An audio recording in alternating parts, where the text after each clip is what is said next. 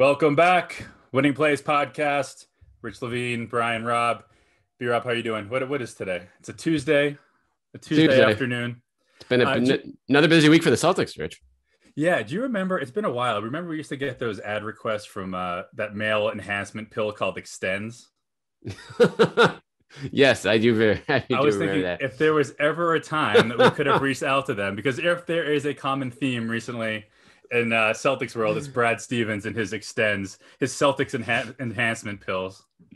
Look, we had Marcus Smart last week, Rob Williams, Richardson. Everyone's getting extended. I was texting with friend of the show and freaking co-host Ryan Brandoni to see if there was any are there any other Celtics left on the roster eligible to be extended? And so guess what, Bruno Fernando, you're up. The 4-year $9 million extension is coming your way in mere hours now. But it is unless maybe Brad used all his pills. That's true. Listen, you gotta see a doctor if you use too many. So it's slow down there. But yeah, so three extensions here in the past week. We already talked about Marcus last week. But I'll leave it to you. What you want to start with, Rob Williams or the Josh Richardson? Yeah, Rob is, I think, a little bit more exciting. I think the ceiling is higher on a Rob extension. It's a little bit more. I mean, there's a lot to unpack. I read your story in Mass Live about the Richardson extension, where everyone's sort of figuring out what to make of it. But are the details out yet on Rob? They are not. By the way, they are not. So I'll start with this. I would be shocked if the $54 million is guaranteed. And I'll start with this. I will tell you that it is not. Ooh. I don't know if we call that exclusive. That's absolutely exclusive. I don't report this kind of thing. It's not not fully guaranteed from what I hear. I mean, yes, again, sure. I have very little credibility in this game. Yes, but according to winning play sources, I have heard that it is not fully guaranteed. I'm going to follow up on that then to check out those. But yeah, that is not a shocking development. And yeah, so like with that involved, if the money is not guaranteed, as we both suspect or have heard, then there's little to dislike about this deal. Again, once you kind of went down that road of Marcus Smart, then like the train has left the station. So why not? Yeah, and okay, like I said a million times, if he plays, it's a win. It's undeniably a win.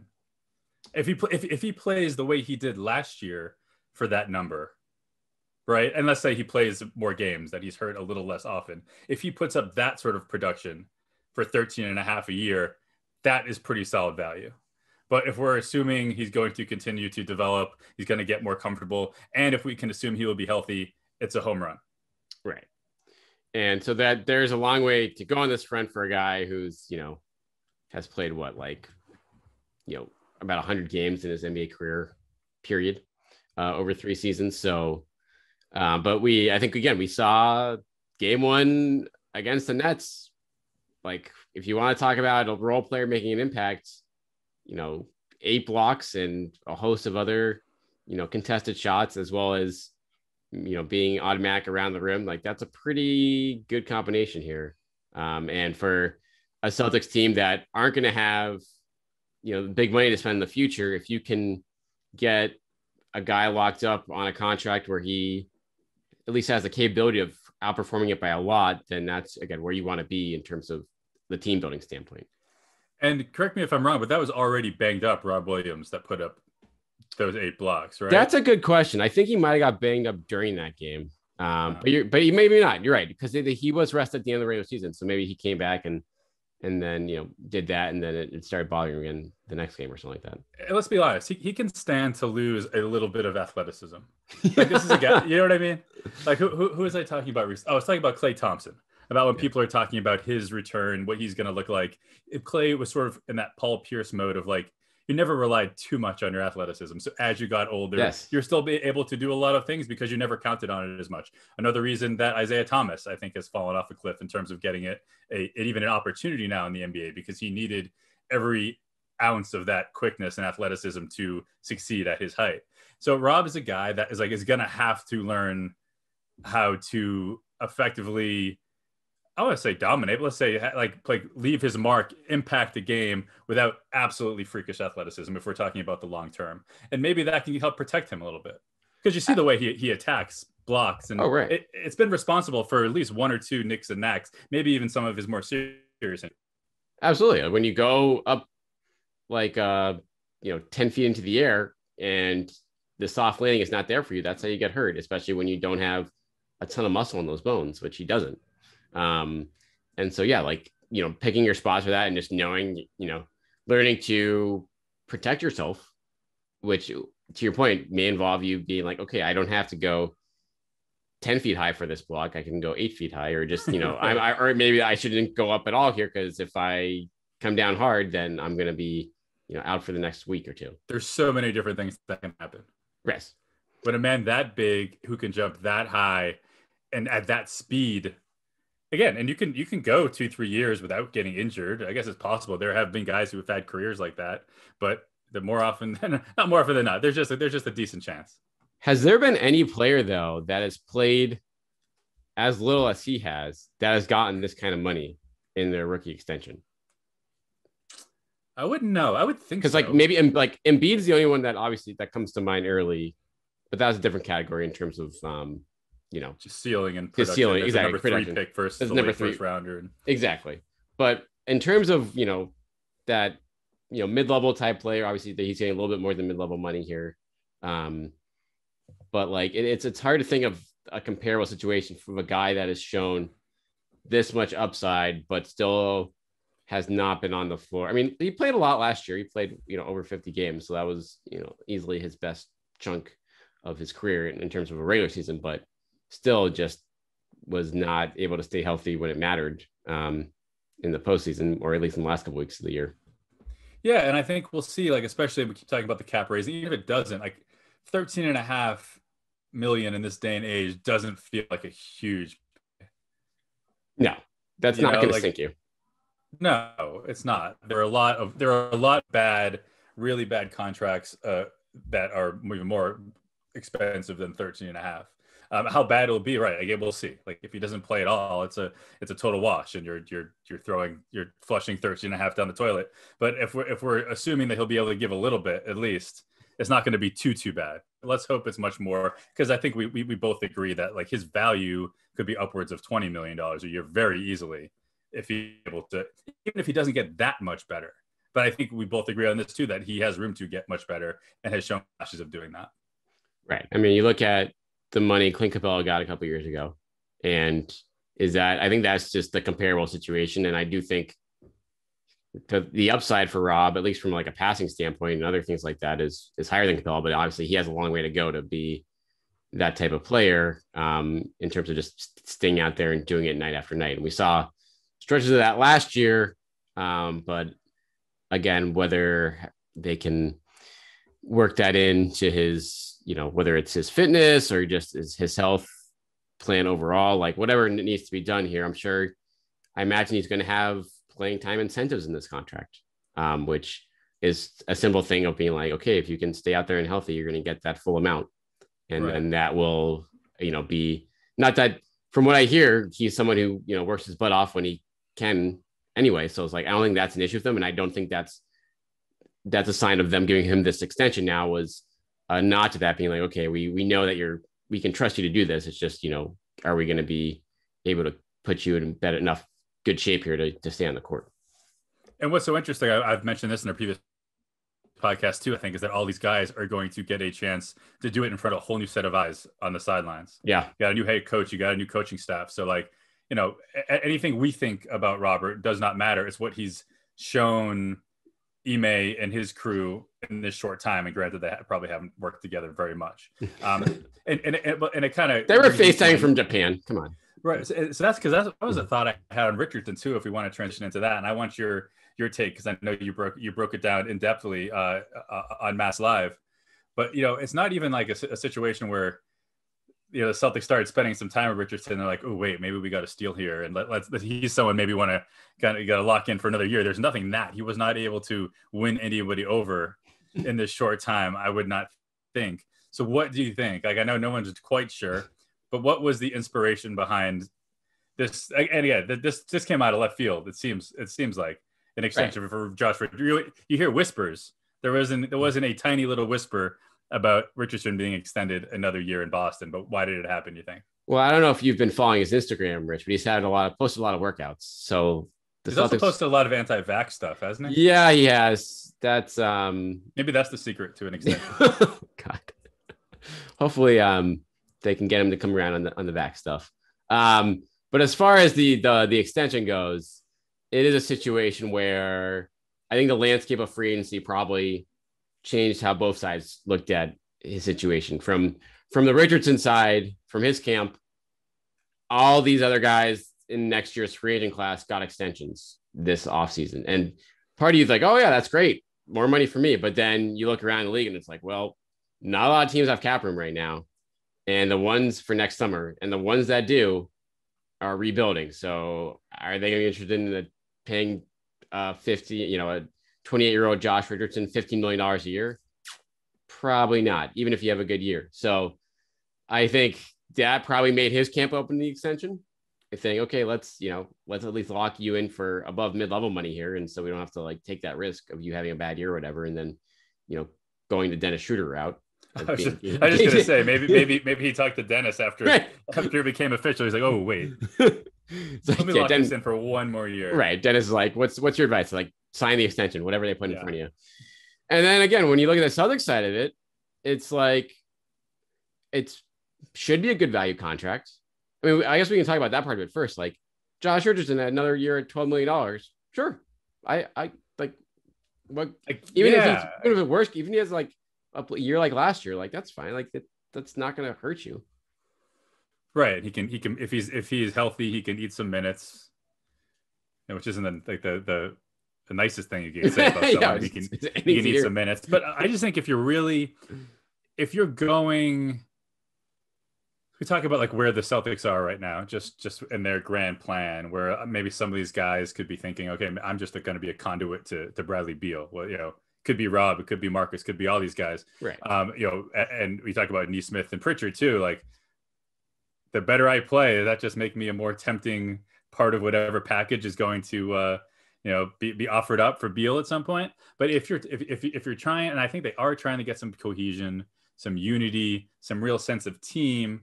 And anytime you can just say to a guy, hey, you're going to be here for 2 years. I mean, anything can happen, but we're locking you in. You're not just a part of this team for 1 year to get yours and see what you can get on the market. Like you're part of this. So let's start building for this year and next year together. And if you can get one more guy on board in that sort of on that goal, I think that's good for the locker room. Yeah, that's a good point. I think the distraction element of like being in a contract year hasn't been talked about a lot, but I do think with how things turned out last year and again, how the team was viewed, the Kyrie stuff around the league or, those like the Celtics looking like a team taking care of their guys is not bad for business, I would say from afar. Even if they have other motivations on top of it, but being like, yeah, Marcus and Rob have put in the work. We really liked them a lot. We're going to take care of them. Josh Richardson, yeah, you want to stay for an extra year for a slight raise? Yeah, we'll take care of you too. That's not the primary motivating factor by any means. But to your point, like it does help, I think, in terms of heading into next year, like everyone can get on the same page and have, be worried about team first as opposed to, getting your stats in a contract year. Right. And again, and we're talking about risks that are not that high. Right. Like this isn't giving a long-term, near max contract to an Isaiah Thomas that is, gonna have to go through some hip recovery and might not ever be the same guy. Like, and that's sort of, that was like the beginning of the bad vibes that were out there about like Danny, all that, like what they did to Isaiah, which I don't particularly think was that bad. But this is a way to maybe build up a little bit of that reputation and good graces, like among the players and that sort of thing, to be one of those teams. Yeah, that we're gonna, if you come in, you work hard, we're not just gonna treat you like a piece of meat. Like we'll take care of you the best we can, and also trade you at the drop of a dime if it comes down to it. They're not gonna let anyone stomp on Lucky now. It'll be like, that still pisses me off. It really does.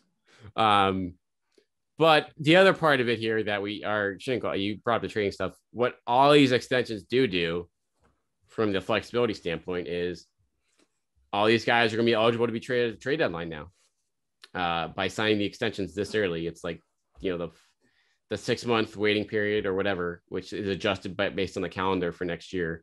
But that will give, again, it's not like any of these guys are a lock to go in an offer for Bradley Beal or whoever at some point, but now Brad Stevens and Mike Zimmer and company, like they have the ability to offer any combination of these guys and really give variations of a deal offer to Washington, whether it's, you guys want players that can help you win now. Okay. You can give Smart, Richardson picks, etc.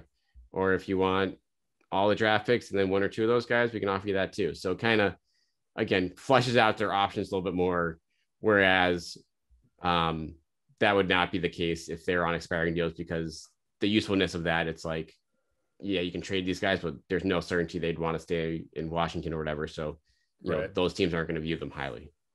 No, great. I think there definitely seems to be, and it remains to be seen. We can speculate all we want. It certainly seems to be about more than like, these are guys that we want to build around. Yeah. Like, these are guys we are comfortable spending on and looking at a good contract, whether it's for us or for someone else.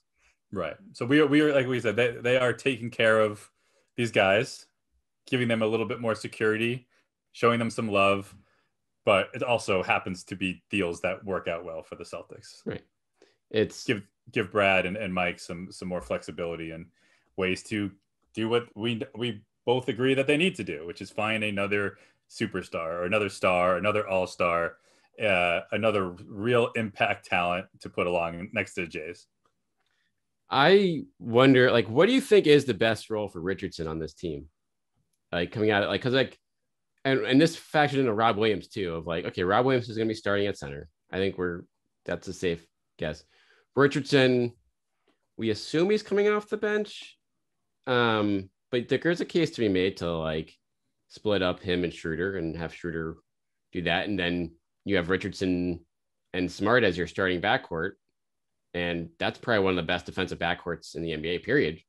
If you go with that in terms of like on-ball defense, or are they going to go big with Al at the 4 and Rob at the 5, and then play Brown and Tatum at the 2 and the 3, and just hopefully save the wear and tear on those guys to start games? Yeah, I hope not. I like that because there was even reports that Schroeder was okay with coming off the bench, right? Like that was part of the deal. I can imagine that was promised to him. Right. So, I mean, and Richardson, you can say this about pretty much anybody in the NBA, but like Richardson is a lot better when he's playing next to the Jays. Yes. Like, I don't think he's the kind of the kind of talent where you want to put him on, go to lead the second unit.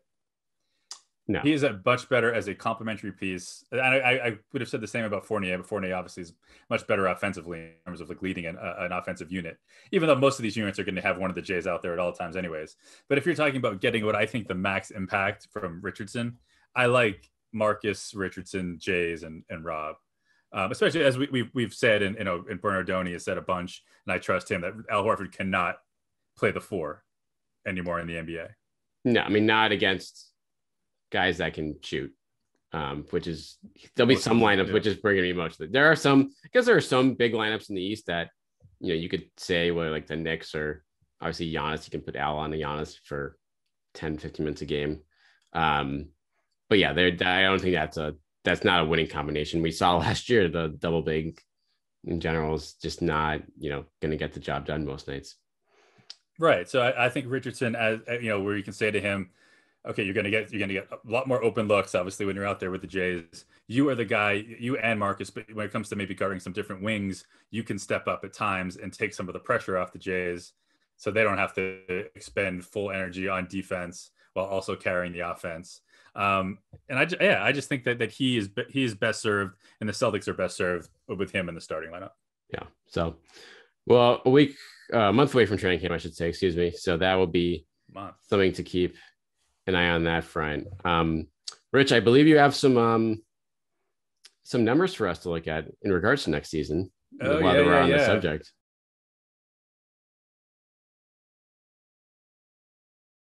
They just came out with the futures, a bunch of NBA futures for this season that I think would be fun to talk about. Should we do the players first or teams first? I think we'll do the players. Yeah, let's do players. So where do you think Jason Tatum ranks MVP odds? Top 10? Top 20? 10th is what came to mind for me. 9. So 9. you know what? So it's pretty cool to see the group that he's with. So there are 3 players who are ninth, 60 with 16 to 1 odds. It is Jason Tatum, Nikola Jokic, and Trae Young. Wow. Yeah, I guess that I really don't back to back with the Yeah. Joker. But No respect there. That's pretty esteemed company for Mr. I like that. Trae, Joker, and Tatum. So I'll break it down real quick. Luka is the early favorite, 4.5 to 1. Steph and Giannis are next. KD and Embiid, then Dame, LeBron, and Harden. Huh. Then See, Tatum, Joker, and Trae Young. Yeah, Joker, that seems like great value for him. I guess that's betting on the Nuggets just not being good enough to him being considered an MVP. Yeah, and so much of that out. is narrative, where it's right. like, so unless maybe like I said, because I don't know when Murray's going to be back. Definitely not for the start of the year. I don't. No, I mean, I assume he's gone to at least the All-Star break. I mean, he tore his ACL like right before the playoffs, so that's yeah. So if he can maybe like average a triple double and have the Nuggets like in the top 2 or 3 in the West.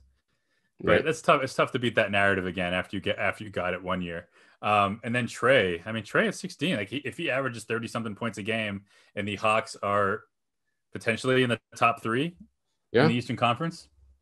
Absolutely. So and I guess that's the formula too for Tatum here. If the Celtics overachieve and he is going, takes that leap to, I don't think he'll go 30 game, but like get pretty close to it. Like if he has like 29, 8 and 5 or something like that, and the Celtics are, blow their win total number out of the water and look like a team that is a player or 2 away from being a legit contender next year with all his, I don't think this will happen, but I think that's the recipe for him being an MVP. And that's probably why he's in that kind of company, I feel like. Jaylen Brown, 66 to 1. So not very good odds, but he's listed here. Yeah, he's listed. So that's a good sign. I think hopefully all stars are on there. And yeah.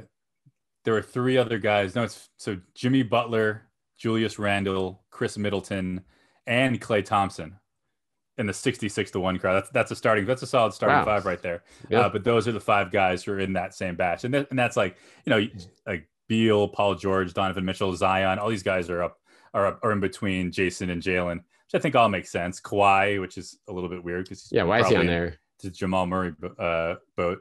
Kyrie. Again, I'm not counting on Kyrie playing enough to win an MVP. But yeah, then Russell Westbrook is pretty high too. Maybe that's the Laker factor. Devin Booker and Chris Paul. But yeah, so Tatum and Brown both on the MVP list. This is an interesting one for me. NBA Coach of the Year. Do you think Ime shows up in the top 10? Yeah, I'd say he shows up 8th. 11. Just outside the top 10, which I think for a first-year head coach, I think that's a situation where you have a chance to really catch a narrative, right? Because if not much change except the coach, and you can turn a team around, like that's a pretty good. But like guys like Jason Kidd, maybe they're counting on Luka really carrying them, but like Jason Kidd has better odds than Ime. Rick Carlisle. So these are other like first-year head coaches that people are giving the vote ahead of, and then like Billy Donovan.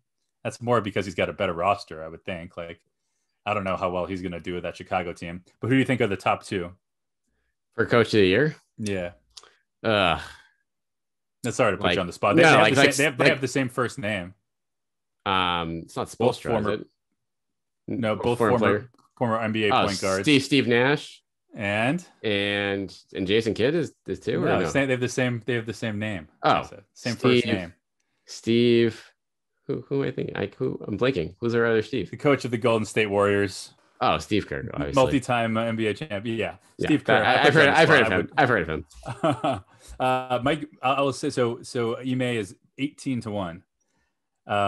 Better than Budenholzer. He's not. They didn't give him any championship bump.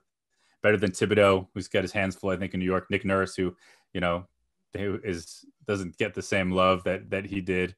Now that all his talent has gone elsewhere. It's funny how that works. Doc Rivers at 28 to 1. Ooh. Greg Popovich at 40 to 1. It's kind of weird to see all those. Doc at 28 to 1. The public is low on Doc, which I guess makes sense based on how things played out in Philly last year. So, all right, those are interesting numbers here. That's not not the type of waters I go into much, the coach of the year ones, but that's interesting dynamic in terms of how those are spread out. Have you ever waded into the defensive player of the year odds? Probably just on this podcast the same time of year last year. Yeah. I'd imagine So Marcus Smart, top 10? No. 3, 4, 5, 6, 7, 8. No, it's interesting. Ime and Marcus both at the same spot, 11th. Marcus Smart is 25-1 to be the NBA Defensive Player of the Year. Where's Al Horford on that list? Let me see. I was wondering if Rob could have made it. Just when you put up those kind of block numbers, you think he gets some love, right? But no, Julius Randle, if you can get 100-1, I don't know about that, but yeah. So ahead of Smart, Matisse Thybulle is 20-1. The top is Rudy Simmons is second, Giannis is third, the Brow and Embiid rounding out the top 5. But yeah, so number 11. So Smart is just ahead of Clint Capella. Is he the Ayton, Jared Allen? Is he the only guard in that list? Is he like the top guard in the rankings? So I don't. If we let's not call Ben Simmons. Yeah, a guard, Ben Simmons isn't counted. Not really built like one. So there was one guard who was ahead of Marcus. So Marcus is 25-1. At 18-1, there is NBA champion Drew Holiday. Okay, that's fair. Could ride some of that narrative that we speak of coming off his championship year. But yeah, there's some weird ones like Brook Lopez, Dylan Brooks, Jonathan Isaac. I mean, I guess if he can stay healthy. But yeah, so number 11 for Smart, which I think is pretty solid. Yeah. I mean, and he's a guy that if he can really, we talk about just grabbing onto the role that your team needs, right? Embracing what the Celtics need. And if Marcus Smart fully does that, he could carve out a decent defensive player of the year campaign. I would hope so. And I think he should be plenty motivated after last season. And now with the contract, all wrapped up for him, he doesn't have to worry about putting up numbers or whatever to get paid offensively. And he did take a pretty, not a huge step back defensively last year, but he took a step back like the rest of this team. And so that I would hope is, a motivating factor. And the team, would defend him publicly about that. I know Danny Ainge did in plenty of interviews, but there's no denying like he was not nearly as good defensively as he had been in past years. He was still easily the best defender on the team, but like there's still a lot more room for growth there for Smart. So yeah, like you said, just embracing that role of being okay, point guard and defense. That's your deal, man. Like make it happen. Okay. So we have 2 more categories real quick to get through. In this one, 2 Celtics show up in the odds for the NBA's most improved player of the year award. Oh, wow. And one of them shows up in the top 10 and the other one, I'm not going to count them all right now, but certainly in the top 20. Who, and so just as a clue, Julius Randle won most improved last year. So yeah. it can be players that are already established. That are already pretty good. Yeah. Who make another leap. And also it can be, lesser players who go from a late first round pick point guard from Oregon, guys like that. So right. who do you think, who would be your guesses for the 2 Celtics in the most improved conversation? Is Rob Williams on there? He's not. And I think that might've been my first guess too. Cause he's a guy that if he's out there, he's certainly going to show loads of improvement. He's actually he's not listed at all. And it goes up to 100. Shake Milton, you can get at 100-1 odds. Okay. But Rob Williams does not even get that kind of love. This is a good question.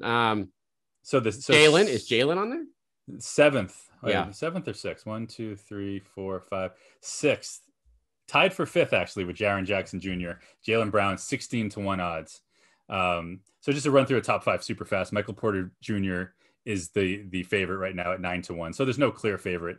You got SGA at 10-1, Zion 12-1, Kevin Porter Jr. interestingly enough at 14-1, and then Jaren Jackson and Jaylen Brown at 16-1.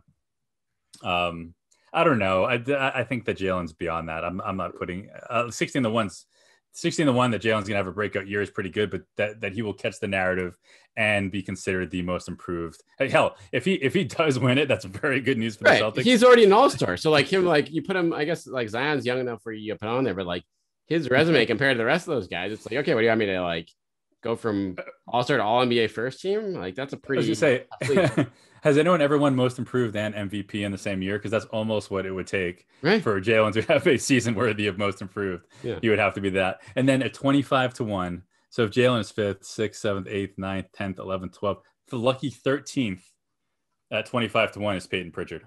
Wow.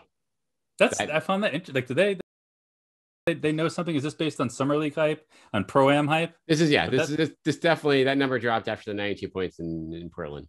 So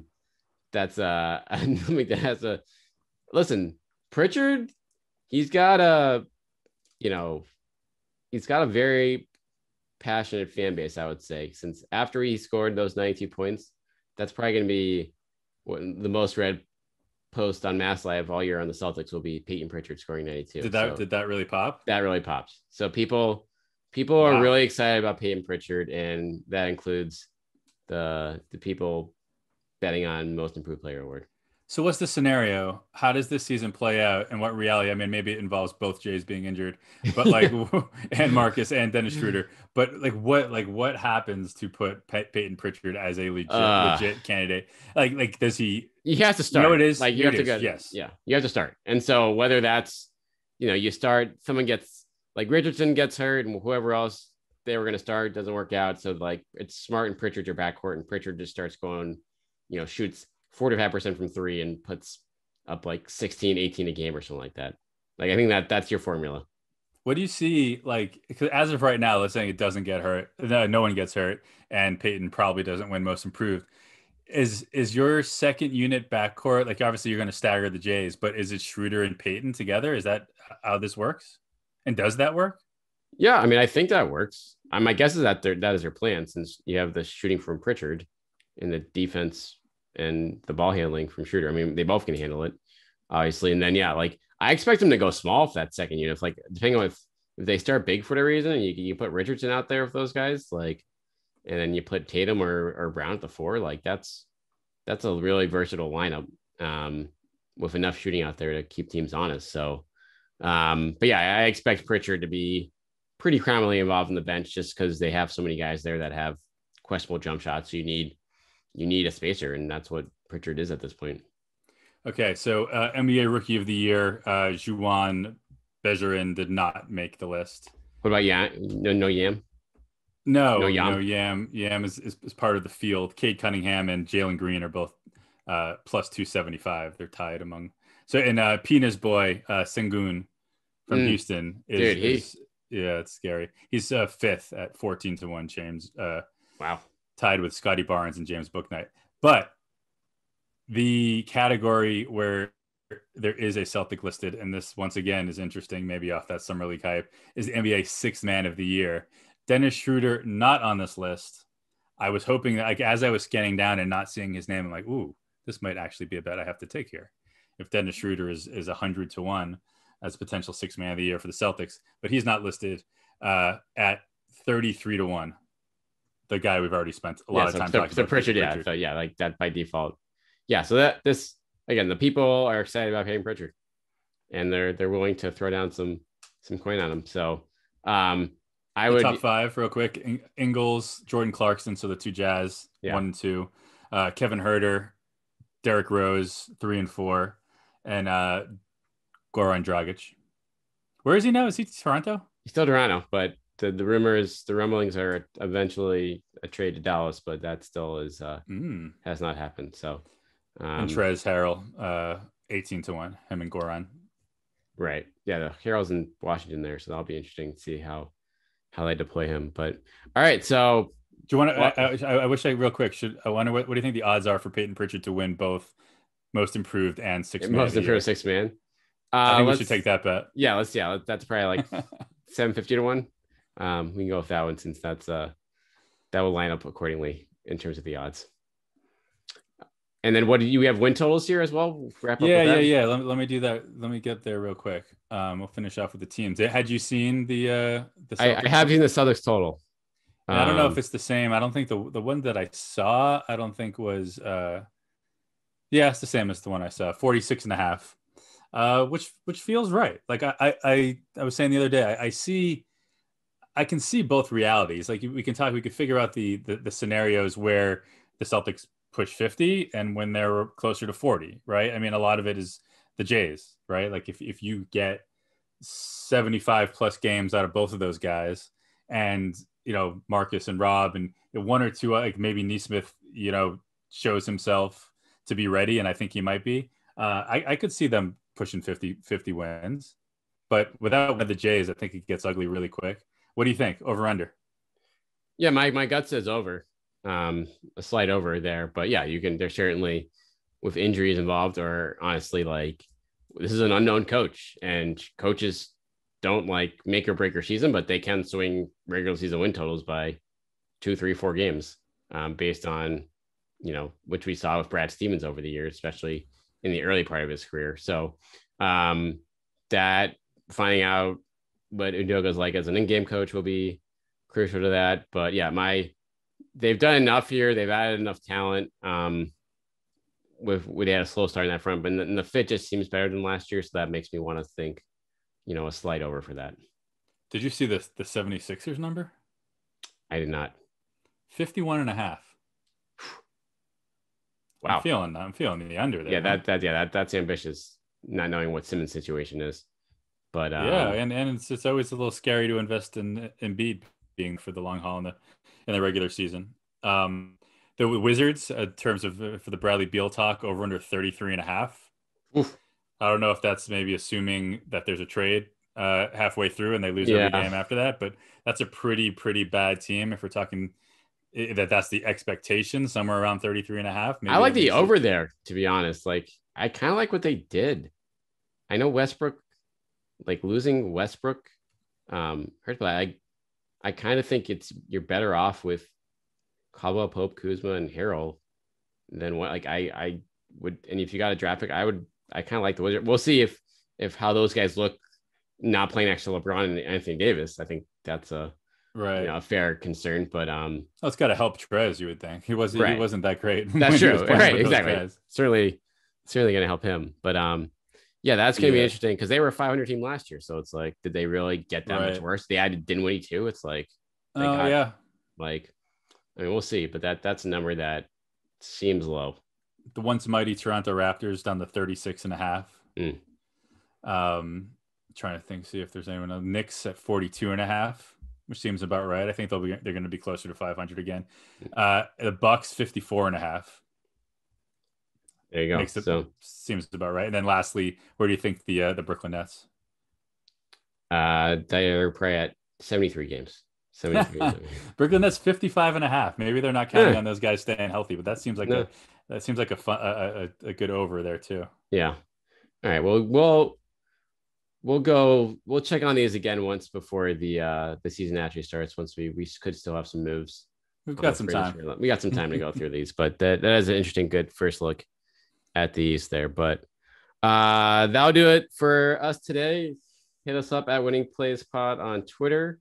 You can check us out on YouTube now as well. If you search for us there. Should we on YouTube? Do we start the Peyton Pritchard 6th Man of the Year Most Improved campaign? Yes, the dual campaign. Right. So that can be. We'll be titling the videos for that for SEO purposes. But yeah. The extensions continue. Did you get an extension during this podcast, Rich, or was that? I didn't even get a shipment of extends. No, I'm done. We'll I'm wait unextended. We'll wait for that product placement release. That partnership to be announced later this week. But yep, hit us up at Winning Plays Pod. Hit Rich up at Rich_Levine. I'm at Brian T. Robb and over at Mass Live, and we will check you guys next week.